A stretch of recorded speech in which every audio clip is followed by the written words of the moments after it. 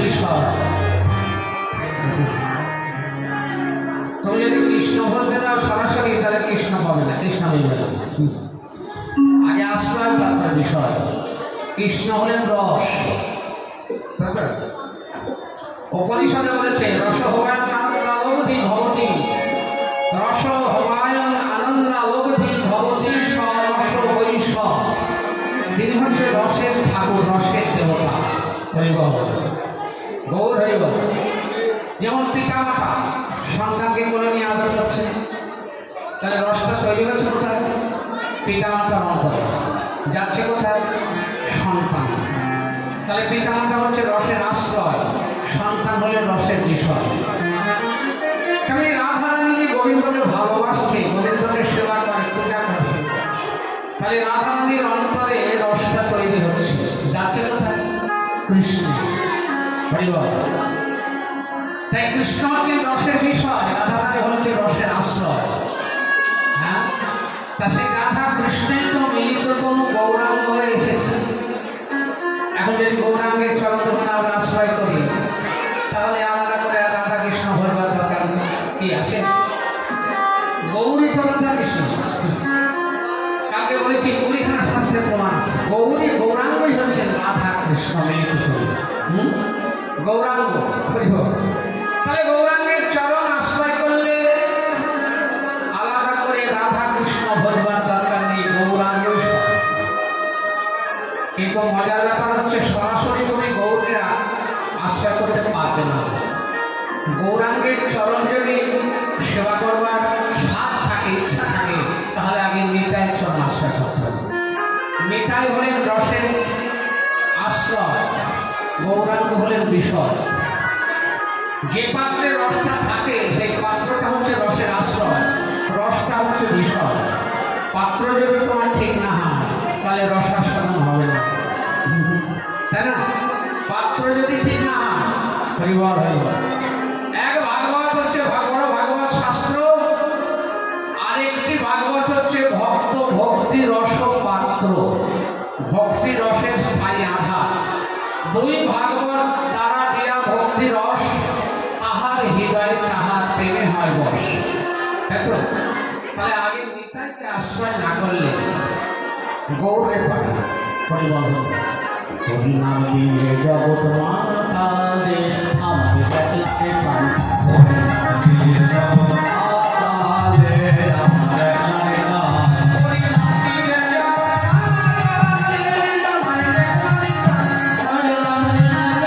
মাতা দে আমার দেখতে পাই, হরিনাম দিয়ে জগৎ মাতা দে আমার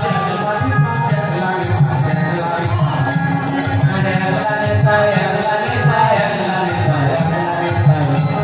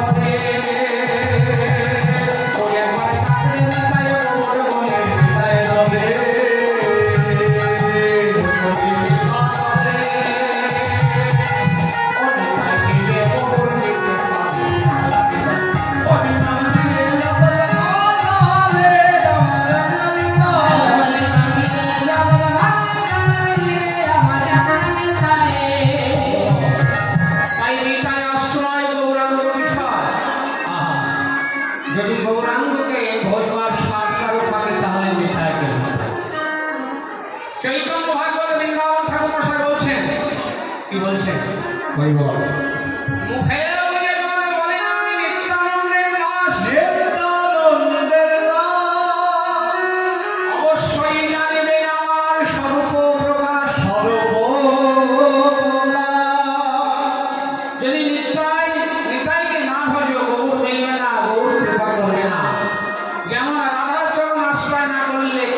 কৃপা মিলবে না, কোনোদিনও পাবে না।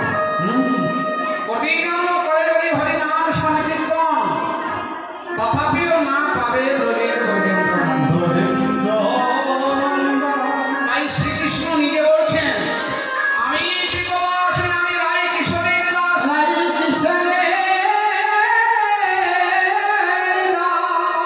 ইহাতে সন্দেহ যার, ইহাতে সন্দেহ কোটি যুগ যদি আমারে ভজয়, আমারে ভজয় বিফল ভজন তার, বিফল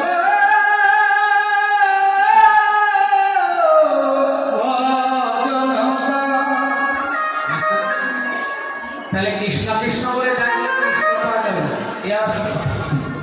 কৃষ্ণ বলে ডাকলে কৃষ্ণ পাওয়া যাবে না, গৌর বলে ডাকলে গৌর পাওয়া যাবে না, বলে না বলে আবার কিরকম কথা, বলে আমরা ভজনের ধারাটাই বুঝি না। কি বাবা, তাই তো ভজনের ধারাটাই আমরা বুঝি না, সেই জন্য ভাগবতে বলেছে হরিবল হরিবল। ভক্ত পরিচর্যা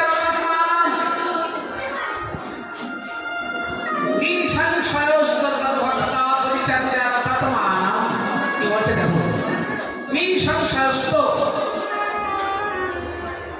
নিঃসংশয় হরি হরি। চৈতন্য ভাগবতে বৃন্দাবন ঠাকুর বলছে, নিঃসংশয়স্ত ভক্তা পরিচর্যা রতমানম, নিঃসংশয় হরি ভজন। গোবিন্দের চরণ তুমি পাবেই পাবে, গোবিন্দের কৃপা পাবেই পাবে, কোনো সংশয় নেই। তাহলে কিরকম, তদ ভক্তা পরিচর্যা রতমানম, যদি কৃষ্ণের কৃপা পেতে চাও, যদি গোবিন্দের চরণ সত্যি পাওয়ার বাঞ্ছা থাকে, তাহলে আর দেরি না করে গোবিন্দের যারা ভক্ত তাদের চরণ সেবায় রত হয়ে যাও, কোনো সংশয় থাকবে না। নিঃসংশয়স্ত তদ ভক্তা পরিচর্যা রতমানম, কোনো সংশয় থাকবে না। বলিব তাই গোরাচাঁদ সুরধনির তীরে নিত্যানন্দ সঙ্গে দেবী হয়। বলিব ও গো ভক্তমা দোহারে বেরিয়া,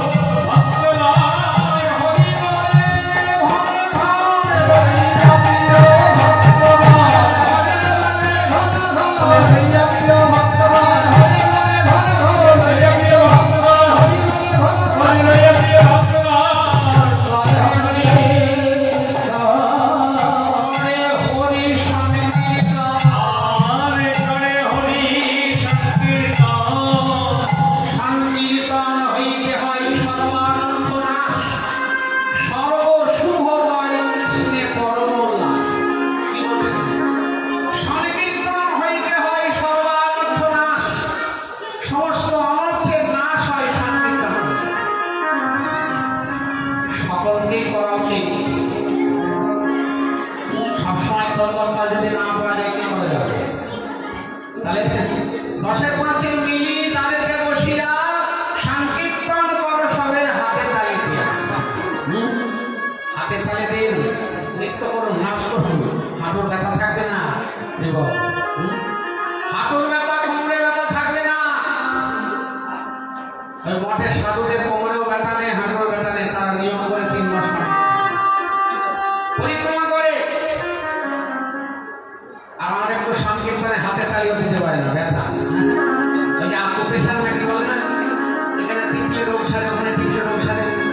হাতে তালি দেবেন যখন নৃত্য করবেন, পায়ের তলায় আঘাত লাগবে, হাতে আঘাত লাগবে, অনেক রোগ সারবে।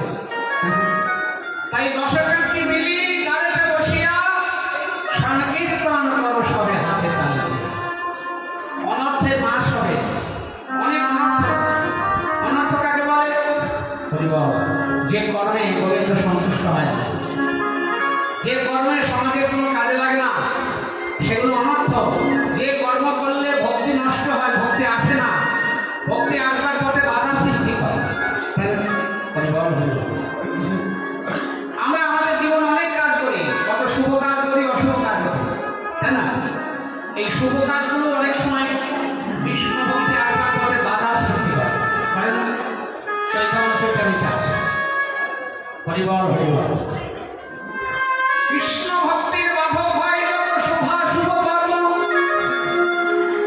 এহ হয় নিজের এক অজ্ঞানতম ধর্ম।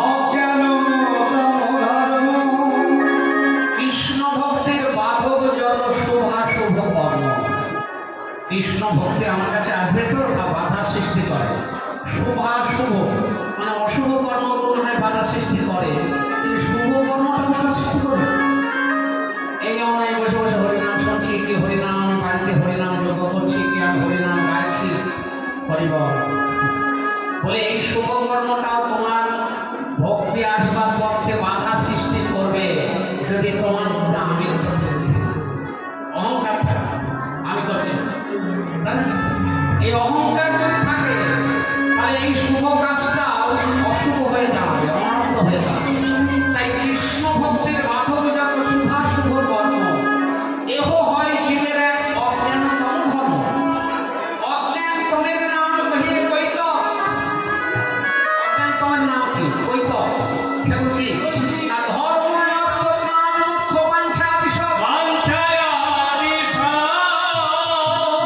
তুমি গোবিন্দকে ভজনা করছো, তুমি চাইছো শুধু ধর্ম দাও, কাম দাও, অর্থ দাও, এমনকি মুক্তি দাও।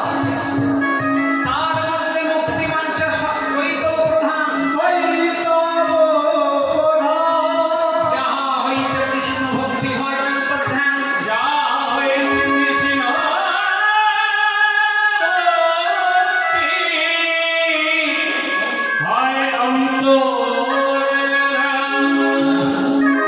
গোবিন্দ ভজে যদি তার কাছ থেকে আমি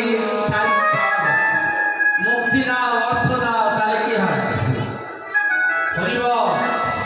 সবচাইতে খারাপ হচ্ছে মুক্তি দাও। মুক্তি 5 প্রকারের মুক্তি আছে, জানো তো? সাধক্য, সাধুক্য, সাধুক্য, সাধুক্য, এসব 5 প্রকারের মুক্তি আছে। এই মুক্তি যদি কেউ চায় তাহলে সেটা সব থেকে খারাপ। কৃষ্ণ ভক্তি আসবার পথটা রুদ্ধ হয়ে যায়, আর পথে কৃষ্ণ ভক্তি আসে।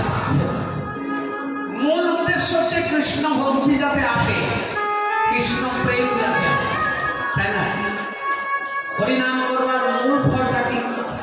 হরিনাম করবার মূল উদ্দেশ্যটা কি? যে হরিনামকে আশ্রয় করলে হরিনামের ফল হচ্ছে কৃষ্ণ প্রেম দেওয়া, নাকি? হরিদাস ঠাকুর যখন বেনাপোলের বর্ডার পার হয়ে ওই হুগলি জেলায় আদি সপ্তগ্রামে চলে গিয়েছিলেন। কোথায় গিয়েছিলেন? না ব্রাহ্মণ পাড়ায়। কোন ব্রাহ্মণ? না আদি সপ্তগ্রামের যে জমিদার দুজন ছিল, হিরণ্য গোবর্ধন, তাদের বাড়িতে যে মন্দিরে বিগ্রহ ছিল, সেই বিগ্রহ যে সেবা করত সেই ব্রাহ্মণ পাড়ায়। তা ব্রাহ্মণরা দেখছে যে হরিদাস ভালো করে খায়ও না, ঘুমায় না, শুধু হরিনামই করে। কেউ মনে মনে করছে এত পাপ করেছে লোকটা, পাপ কাটানোর জন্য হরিনাম করে যাচ্ছে। কেউ কেউ মনে করছে কোনো পণ্ডিত যে হরিদাস মুক্তি পাওয়ার জন্য হরিনাম করছে। কিন্তু এই কাজ কখন হয়? 3 লক্ষ নাম ঠাকুর করিতেন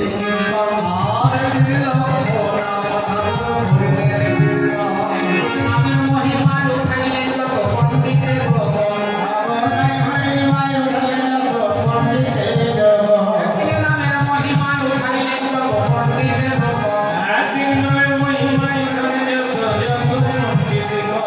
কেহ বলে নাম হইতে সর্বপাপ ক্ষয়। কেহ বলে নাম হইতে মোক্ষ প্রাপ্তি হয়। বিকাশ কহে নামের শুধু দুই পদে রহে। নামের ফলে কৃষ্ণ পদে প্রেমের উপজয় হয়। নামের ফলে কৃষ্ণ পদে প্রেমের উপজয় হয়। নামের ফলে কৃষ্ণ পদে প্রেমের উপজয় হয়। ভোরে বলো হরা ভোরে বলো হরে নামের বড় আর কি সময় বড় ভোরে বন্দে বাহুবলে ভোরে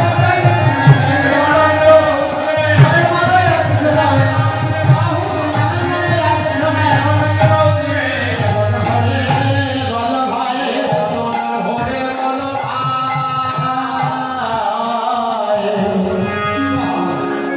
হরিনাম করলে নাম করলে প্রেম হয়। হরিনাম আশ্রয় করলে নামের কাজ হচ্ছে কৃষ্ণ চরণের প্রেম এনে দেওয়া। আর প্রেম যদি থাকে প্রেমের ঠাকুরকে পেতে বিলম্ব হয় না। আসল কথাটা আমাদের প্রেমকে রোজগার করা। হরি বল নাকি বল? হ্যাঁ, হরিনাম শ্রবণ করা বা হরিনাম কীর্তন করা কৃষ্ণ চরণের প্রেম এনে দেওয়া।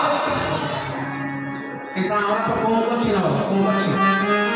যেখানে হরিনাম হয় আমরা হরিনাম শুনতে যাই, যেখানে নাম জন্য আমাদের ডাকে আমরা কীর্তন করতে যাই। কিন্তু সবসময় বিষয় চিন্তা হয়ে গেল কৃষ্ণ বলে তো চোখ দিয়ে জল আসে না। বিষয় হারিয়ে গেলে 100 টাকা হারিয়ে গেলে হাওয়া করতে গেলে আর বাবারে আমার কি সর্বনাশ হয়ে গেল। কিন্তু কৃষ্ণ বলে তো চোখ দিয়ে জল পড়ে না, আসে না। হরি বল। তাহলে হরিনামে প্রেম হয়, প্রেম গেল কোথায়? কবিরাজ গোস্বামী বলছে তবে জানি আমাদের অপরাধে আশ্রয়ে প্রভু সে কারণে কৃষ্ণ প্রেম দিয়ে আমার না হলো বলি যেভাবে হরিনাম করলে প্রেমটা আসবে সেভাবে তো হরিনামটাই করা হয় না। সে আবার কি মহাপ্রভু শিক্ষাশ্রমে বলেছে না, ঋণাদমি সুনিচেন তরদেব সহিষ্ণ না অমানেন মানদেব কীর্তনীয় সদা হরি। ঋণাদমি সুনিচেন ঋণের থেকে নিচু হয়ে আর বৃক্ষের ন্যায় সহ্যগুণ। একটা গাছ যেমন এখন রোদে পড়ে যাচ্ছে, ছাড়তে চাইছে না, কিচ্ছু চাইছে। হ্যাঁ, অমানেন মানদেব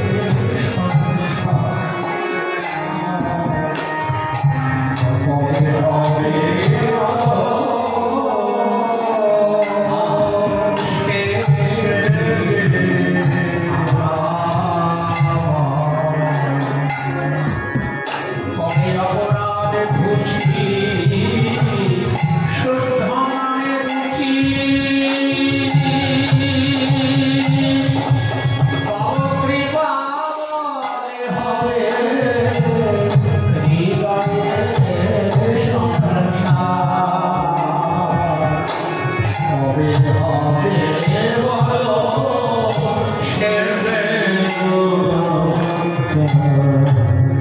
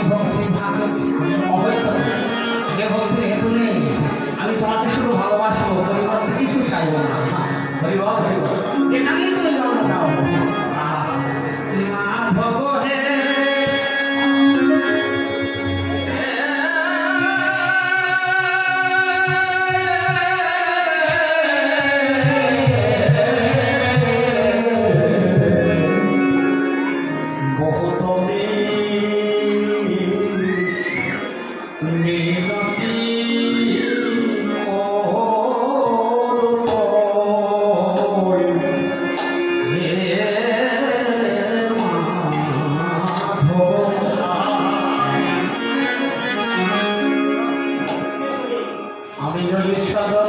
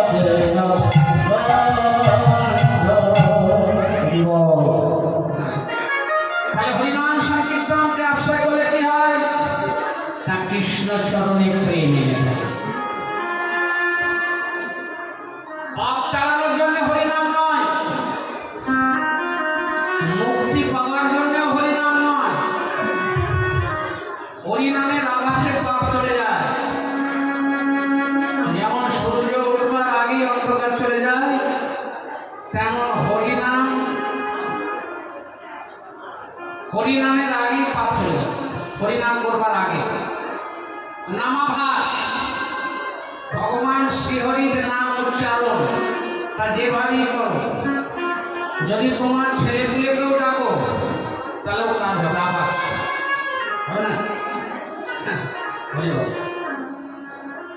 এত বড় পাপির নাম সবাই জানে, কে? অজামিল, অজামিল সে তো হরিনাম করেনি, কিন্তু বৈকুণ্ঠে চলে করেছিল হরিনাম। ও হত্যা, শিশু হত্যা, ব্রহ্ম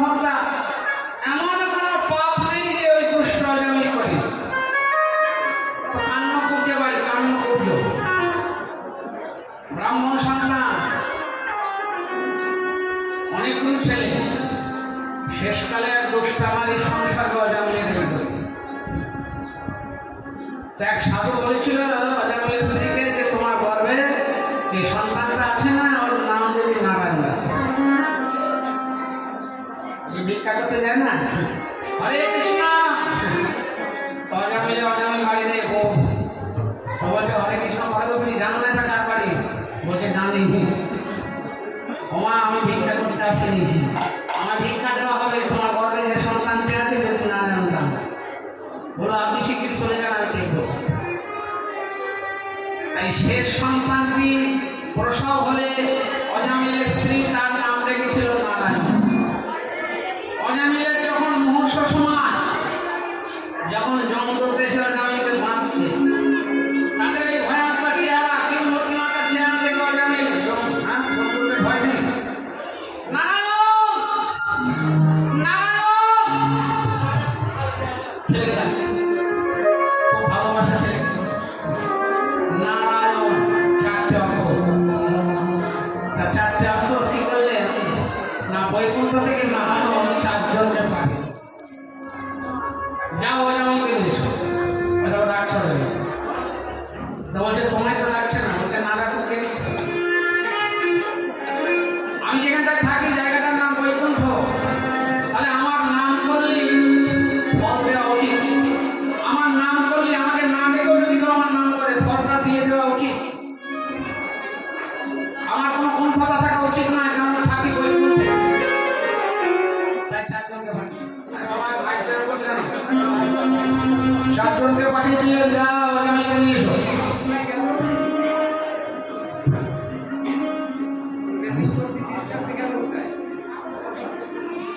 এদিকে 4 জন এসে দেখছে জমদূতরা বেঁধে নিয়ে যাচ্ছে। বুঝতে পারছো না আমরা কারা? আমরা জমের বাড়ি থেকে এসেছি, জমদূত অজামিলকে নিয়ে যাচ্ছি। অজামিলকে নিয়ে যাচ্ছ কেন? অজামিল তো হরিনাম করতে মরে গেল। ওই হরিনাম করলো, অজামিল তো ছেলেকে ডাকছিল। ওই ছেলেকে ডাকুক আর যাকেই ডাকুক, আমাদের তো নাম তো করেছে,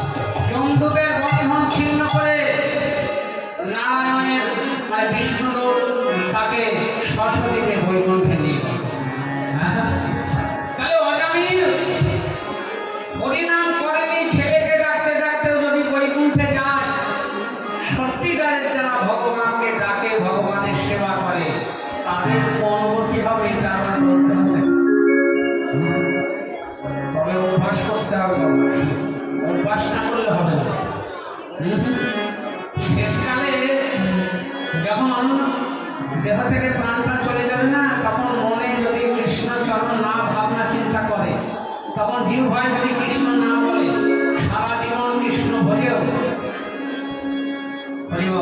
ফল পাওয়া যাবে না। যেমন ছেলেপিলেরা সারা বছর পড়াশোনা করে, একদিন পরীক্ষায় বোঝা যাবে ওরা কেমন পড়াশোনা করছে, তাই না? তা তুমি সারা জীবন হরিভজন করছো, যেদিন তুলসী তলায় তোমায় নামিয়ে দেবে সেদিন বুঝতে পারা যাবে যে তুমি কেমন হরিভজন করছো।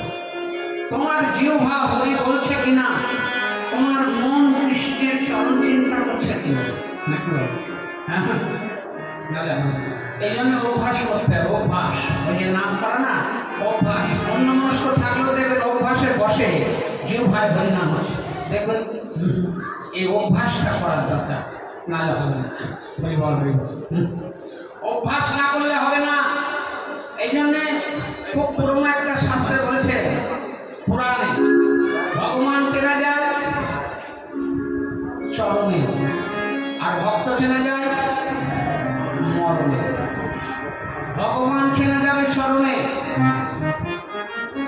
এখন তো হঠাৎ হঠাৎ ভগবান উঠে পড়ছে না, দেখবেন একটা দল বলছে ভগবান, আর একটা দল বলছে ভগবান, কিন্তু শাস্ত্রে কোনো জায়গায় এরকম কথা বলা নেই। গৌর ভগবান আসবার আগে কুড়িখানা শাস্ত্রে তার প্রমাণ দেওয়া আছে। তাহলে ভগবান চেনা যাবে চরণে, অন্য কোনো জায়গায় পরীক্ষা করবার দরকার নেই।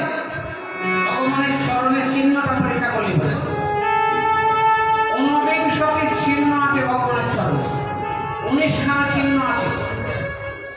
চন্দ্রার্ধ কলশঙ্খং গোষ্পদম, অর্ধচন্দ্র কলস গোষ্পদ চিহ্ন, বজ্র চিহ্ন, অঙ্কুশ চিহ্ন, এসব চিহ্ন ভগবান চরণে ধারণ করলেন কেন? একটা বলে নাকি ভগবান তার চরণ চিহ্নের তলদেশে, তার চরণের তলদেশে বজ্র চিহ্ন ধারণ করেছে। বজ্র, বজ্রকার অস্ত্র, দেবরাজ ইন্দ্রের অস্ত্র, খুব কঠিন। বজ্র যেখানে পড়ে সেখানে ভেঙে চলে যায়। ও পাহাড়ের উপর পড়লে পাহাড় ভেঙে যায়, বজ্র এত কঠিন। সেই বজ্রটা ভগবান তার চরণের তলদেশে ধারণ করলেন কেন? বলছে, হে কলিজীব, শোনো ভালো করে, তোমরা জন্মান্তর পাপ করে এসেছো। পাপ করতে করতে করতে করতে করতে পাপের পর্বত হয়ে গেছে। তা এত পাপ করেও যদি কোনোদিন না কোনোদিন আমার চরণ ভজনা করো, তাহলে ওই বজ্রাঘাতে পাপের পর্বত আমি মুড়িয়ে দিই, ছিন্ন ভিন্ন করে। সেখানে আমি আমার চরণের তলদেশে বজ্র চিহ্ন ধারণ করেছি, অঙ্কুশ চিহ্ন ধারণ করেছে। অঙ্কুশ, অঙ্কুশ মানে কি?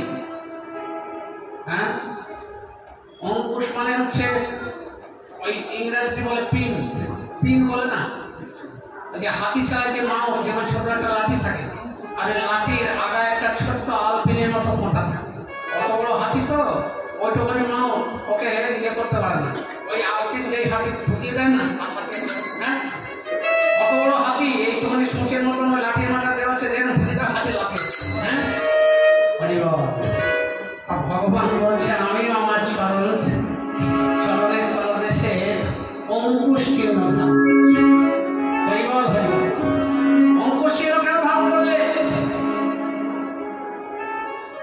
না, ইন্দ্রিয়গুলো শতহস্তি বল ধরে এক একটা রিপু, তাহলে সে শতহস্তি এক একটা ইন্দ্রিয় 100 হাতের বল ধরে। ইন্দ্রিয় যখন প্রবল হয়, ভেঙে চলে ফেলে, তখন ওই কেউ যদি একবার কোনো মতে আমার চরণে এসে পড়ে, আমি অঙ্কুশ দিয়ে সেই মর্তহাটিকে জপ করে পরিবার হয়ে অঙ্কুশ চিহ্ন ধারণ করছে।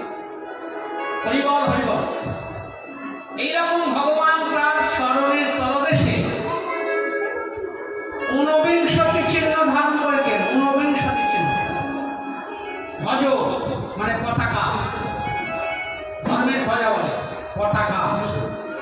তাহলে কোন ভাগ্যে কোন জীবের শ্রদ্ধা যদি হয়, সেই জীব উন্মুখে সৎসঙ্গ করে। এরকম জীব জন্মাতে জন্মাতে কেউ যদি একবার আমাকে ভজনা করে, সঙ্গে সঙ্গে কি করি না, তার হাতে আমি ধর্মের ধ্বজা ধরিয়ে দিই। ওই ধর্মের ধ্বজা, ধর্মের পতাকা উড়াতে সে চলে যায়। এই জন্য আমি আমার চরণের তলদেশে পতাকা চিহ্ন ধারণ করছি। হ্যাঁ, শঙ্খ চিহ্ন ধারণ করছি। শঙ্খ, শঙ্খ কি? শঙ্খ হচ্ছে বিদ্যার প্রতীক। শঙ্খ হচ্ছে বিদ্যার প্রতীক, তাই না? নারায়ণের হাতে শঙ্খ থাকে, শঙ্খ হচ্ছে বিদ্যার প্রতীক। 5.5 বছর বয়সে ধ্রুব গিয়েছিল বনে কৃষ্ণ ভজন করতে, তাই না? মধুবন, বৃন্দাবনে অনেকগুলো বন আছে না, মধুবনে কৃষ্ণ ভজন করেছিল ধ্রুব মহারাজ। 6 মাস পরে যখন নারায়ণকে দেখতে পেলে, নারায়ণ যখন দেখা দিলেন, তখন 6 বছরের একটা বালক নারায়ণ এসে কি বলছে, যে মৃত হসুই বরং যাচ্ছে, হে ভগো, আমি তোমার সাধনায় তৃপ্তি হয়েছি, তুমি আমার কাছে বর প্রার্থনা করো। ধ্রুব মহারাজ ভগবানের আপাত মস্তক দেখছে, কি চাইবে? 6 মাসে একটা ছেলে কথাই তো বলতে পারে, ভগবানের কাছে কি চাইবে? কিছু বলতে পারছে না। ভগবান তখন চিন্তা করলেন, এ এখনো জ্ঞান হয়নি, তাই কি করলেন, শঙ্করটা ধ্রুবর কপালে স্পর্শ করে দিলেন। শঙ্করটা সঙ্গে সঙ্গে ধ্রুবের জ্ঞানের উন্মেষ হলো। তিনি তখন বললেন, ধ্রুব মহারাজ, হে প্রভু, আমি তোমার কাছে বর চাই। বর চাও না? তুমি তো কামনায় এসেছো, সিংহাসন পাওয়ার লোভে আমাকে বলতে এসছো, তা চাও সিংহাসন? একটা নয়, 100 খানা চাও, আমি দিয়ে দিতে পারি, আমি দেবার জন্যই এসেছি। কি বললেন ধ্রুব? ভুল করেছিলাম, ভুল করেছিলাম। কেন ভুল করেছিলে? আমি বুঝতে পারিনি। কি বুঝতে পারিনি? তোমার চরণে যে এমন মাধুর্য, এমন মহিমা আগে জানি না, এখন তোমার চরণ দর্শন করে আমার কি মনে হয় জানো, 1000খানা রাজ সিংহাসন যদি দাও, তাও তোমার চরণে সমান হবে না। চাই না, চাই না আমি রাজ সিংহাসন। বর যদি দিতে হয় তবে এই বর দাও, যেখানেই জন্ম দাও না কেন, তোমার লীলা কথাই যেন আমার শ্রবণ যদি পরিপূর্ণ থাকে।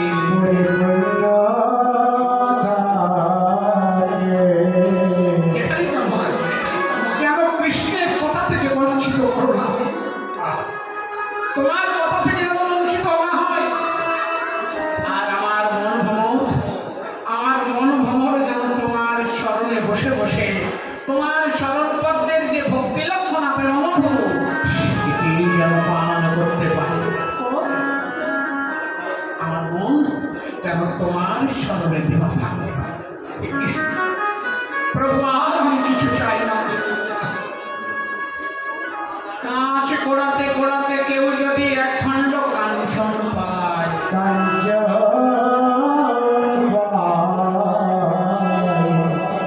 আমি এসেছিলাম কাঁচ কোড়াতে, কাঞ্চন যখন পেয়ে গেছি, আর কাছে তার কি লোভ থাকে? প্রভু হে, আমি কাঁচ কোড়াতে এসেছিলাম, কাঞ্চন যখন আমি পেয়ে গেছি, বলো কাঁচে কি তার লোভ থাকে?